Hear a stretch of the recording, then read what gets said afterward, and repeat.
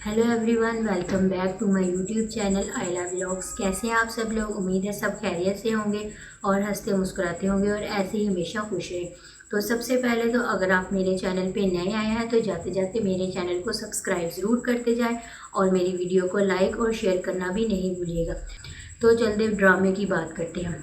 जैसा कि आप लोग भी जानते हैं कि किरण को समझ आ गई है, हालांकि वो अपनी माँ से छोटी है और उसको समझ आ गई है कि सिलार बहुत अच्छा है। जैसा कि हम लोग उसके बारे में सोचते थे कि जी वो कबाड़िया ये या वो कबाड़िया नहीं, सॉरी, जैसे कि वो गुंडा डकैत है, ऐसा है। तो ऐसा बिल्कुल भी नहीं है। वो अपने भाई ज़ुहैब को समझाती है कि उसके बारे में गलत ना सोचो, लेकिन उसकी माँ कमबख्त मारी, उसको समझ ही नहीं आती।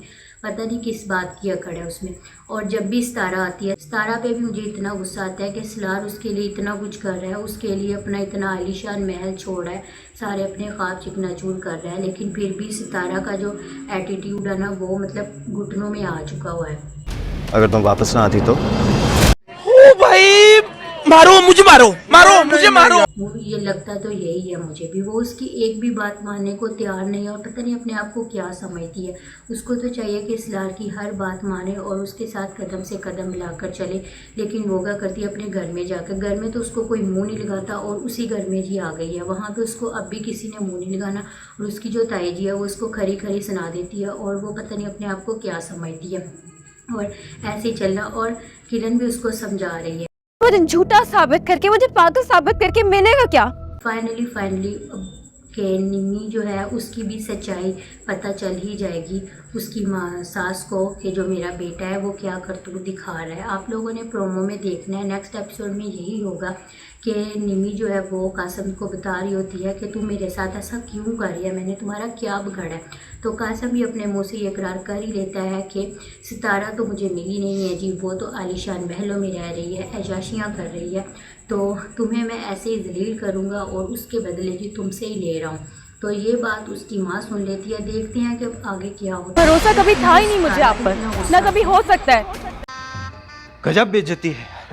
जो मुंह उठा के अपने घर आ गई है जहाँ पे उसको कोई भी मुंह नहीं लगाता और सिलार बेचारा उसके पीछे पीछे मारा फिरता है ताकि वो उसकी रखवाली करे, उसका कदम से कदम ला के चले, उसका फ्यूचर अच्छा कर सके। लेकिन सितारा है कमबख्त तुम्हारी, वो तो उसकी सुनती नहीं है, अपने घर में आके बैठ गई है।